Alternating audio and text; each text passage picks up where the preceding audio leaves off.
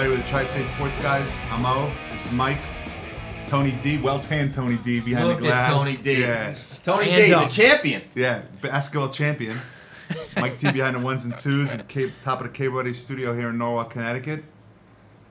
Thank God Tony was away because he clearly didn't see the Buffalo Bills' awful loss. I did see it. Well, nobody saw it. It wasn't on TV. I saw it. I saw enough of it to break my heart. The end of the game. We'll get into some football later. We got special guests coming. But let's talk some baseball. I mean, we have to talk baseball. Yeah, we haven't talked baseball in a while. Let's get into some baseball talk. Yankees. You lead the charge. Yeah, here. Yankees. Big win yesterday. A.J. Burnett, Curtis Granderson. Great job by him. My MVP pick. Those types of guys, like Porcello, Doug Fister is pitching tomorrow in Game 5. Those are the type of guys. This is why I told you I thought A.J. Burnett would get a start. Because even as bad as he is, he's always capable of getting a few innings. Porcello and Fister, guys who just throw strikes, Yankees kill those types of guys in the playoffs. I feel like all guys kill those types of guys. Yeah, but especially the Yankees. I thought you couldn't have asked, anybody that follows New York sports, listens to the talk radio, you couldn't have asked for a better storyline than the season on the line and A.J. Burnett pitching. And the way that the game played out, I mean, he's on the brink of blowing up in the first inning. They had somebody warming up. Instantly. I thought that Girardi's decision to pull him with 2 outs in the 6th was an awesome decision because if you watch A.J. Burnett all year long, every game he has glimpses of rattling together a couple good innings, and then all of a sudden he'll blow up. And you could say, well, he probably could have made it through the 6th. Great decision. I know you're not a huge Girardi fan. You have to admit that was a good decision. That was a good decision. I don't think Girardi's done anything to screw this series up. No. I think, as I discussed a couple weeks ago, CC Sabathia has proven that he clearly is not right. I don't know. Everyone now blames the fact that he's 30 pounds overweight, which is, I got news for you guys. He was 30 pounds overweight in April. He was still 30 pounds over. I mean, his season he was 30 pounds overweight 6 years ago. Through mid-July, he was having an all-time great season. Yeah. So he was fat since the day he stepped in the game. Exactly. So I don't know. I don't blame it on that. I think it was I told you that rain out against Doug Fister was pitching that game against the Mariners. And they brought him out there twice. The reason I don't believe in that, though, is because the guy has shown that he's pitched on 3 days rest. He's shown that he's not one of those guys that needs to be in a typical routine. I think it's got to be more than that. I don't know what it is. I just think I don't think that one random start of him going in and out is going to ruin his season. I feel like somehow it ruined his mechanics, not his arm, because he seems off. He can't put people away. Even though that umpire was at a tight zone, he doesn't seem to be able to get anyone out with his out pitch, which is his slider. Yeah, right. So that's a big problem. Now, I actually think I feel more. I can't believe I'm saying this because I like CC and I know you love him. I feel more confident the Yankees are going to win tomorrow because Nova's in the mound. That's ridiculous. Yeah, at this moment. Whoa. Because I think Nova, the way he's pitching, the Tigers, and I'll get into the Tigers. All the Tigers need these guys like Nova who are just pounding the strike zone and throwing ground balls. Tigers don't seem to have any discipline at all. And if Miguel Cabrera doesn't hit a home run, I don't think they know what they're doing. I agree with you. They don't have any discipline because I'm not a big guy on take. We've had the discussion off air. I don't believe in taking pitches. Yeah. Just for the sake. But of you taking gotta have pitches. some sort of clue. But last night, although Don Kelly hit a missile and it was a great play by Granderson, how are you swinging at a 1-0 pitch after the guy just walked the guy? He was clearly off. I mean, he was missing by a mile on these pitches. Yeah. You cannot swing at that 1-0 pitch. You got to take a strike there. You got to take till you get a strike. The only reason, don't you think? And for people that disagree with us, all I would say is the reason you want to take a strike there is because even if he throws a strike, the next pitch is going to be. It has to throw the exact same pitch because A.J. Burnett doesn't have the command where he can throw now a 1-1 curveball. It has to be another pitch in that same spot. Right. That's the argument why people say you should take 3-0 because if he throws it 3-0, he's going to throw it 3-1. In that situation, when he's behind, he's got to throw 2 or 3 pitches in the same exact spot. Right. I don't think he would at you that know he's stage, capable of doing it. I don't think that's when he was starting to fall apart. Yep. They're already going out to the mound. I don't think he was capable of throwing 3 balls in the strike zone to him. You think the Yankees win tomorrow? I do. Tony? Yeah, more so because of Fister. People were falling in love with Fister. Let's be honest. He has been great lately. He's been before the last game. He's been great since they've gotten him. He was very good for the Mariners. Yeah. But there's a reason why they kind of got him for, it was kind of flew under the radar. The guy's not a great pitcher. Guys like that with no out pitch, if you catch them on the right day, they're unhittable. But for the most part, the Yankees feast on guys like that. And in their stadium, those long fly balls that they were hitting are going to go out. All of those were outs.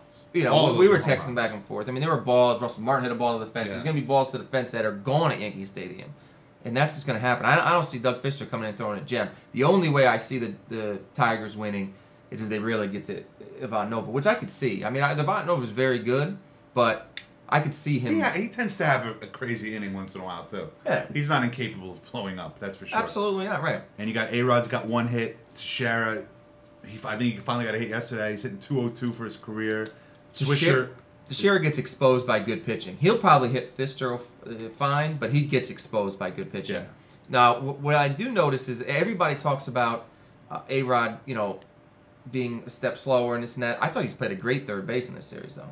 Great third base. I think good range, very smooth on the balls hit to him. I think that's what's perplexing people is that he's playing well defensively. So the argument that he's hurt doesn't hold any water. Doesn't fly offensively because it's like, well, why is he hurt offensively, but defensively he's flying all over. I still think you're looking at a sample of 4 games.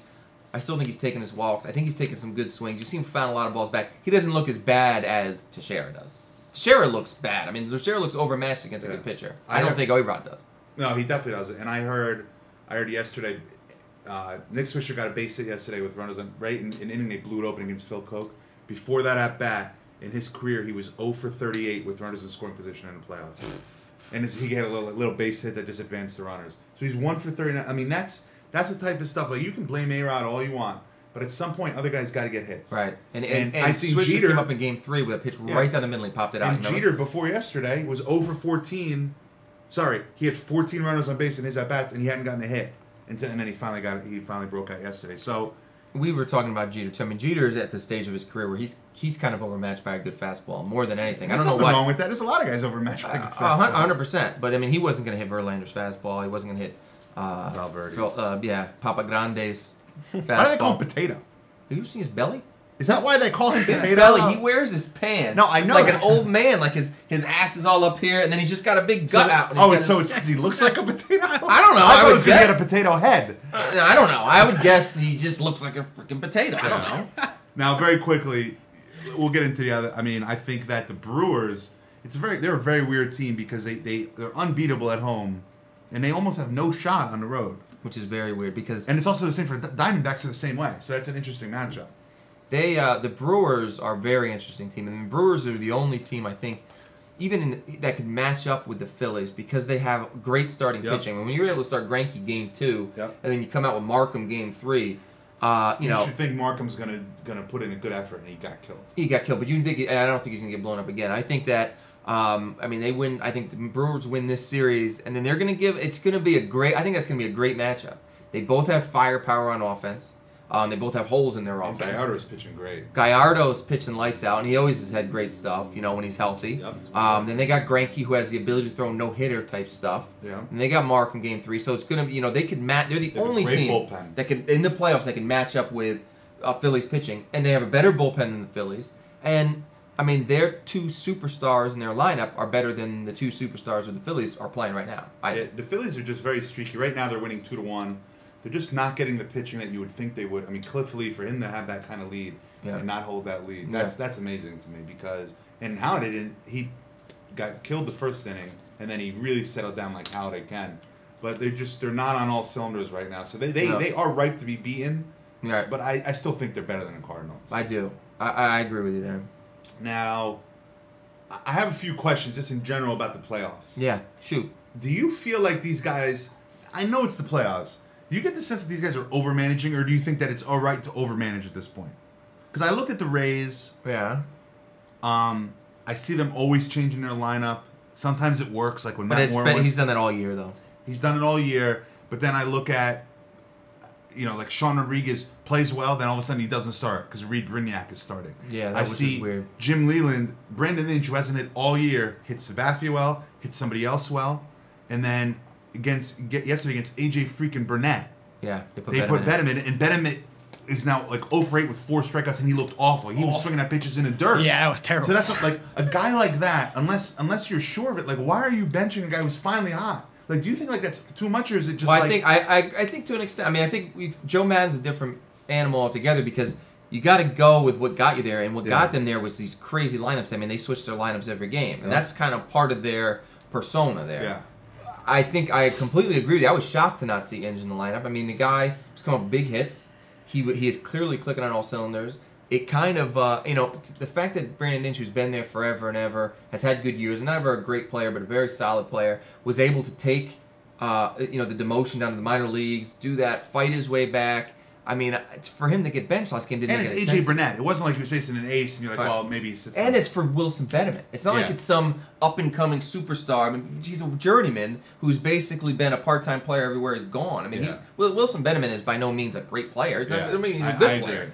Now, the other thing, Tony, who doesn't even really seem to...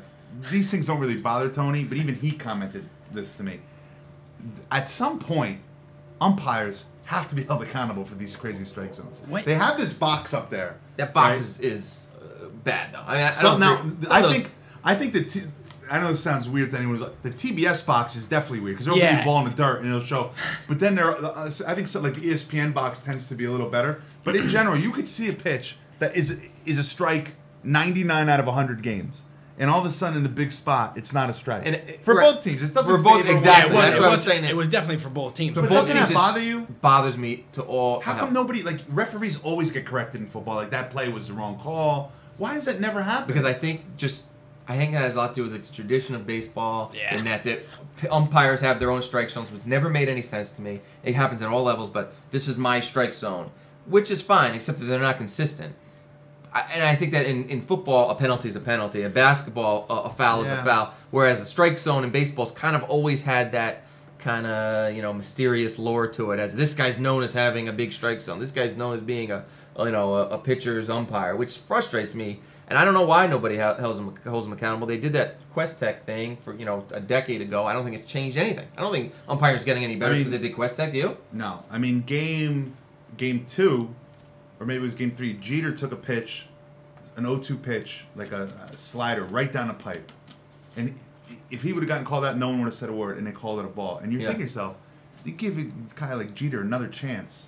Even in that game 3 when he struck out to end the game. The pitch before that was a strike. That's what I meant. There was the game 3. The pitch 4 was a strike, and if you make a mistake there, changes the whole outcome of the series. Yeah. And I don't get. And earlier in the game, the umpire was terrible for Verlander. Yeah. It was... I don't understand it.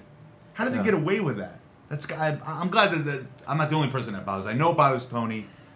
No, it bothers me. I mean, he texted me last night too about it, and I said it's going both ways. It's not like they're even. You'd almost hope that they would favor the home team, and at least it gives them some kind of. This is why they're doing it. Yeah, they're just not any good. Now, I'm going to tell you a theory I have on these guys in playoff baseball. You tell me what you think. And this is for any sport really.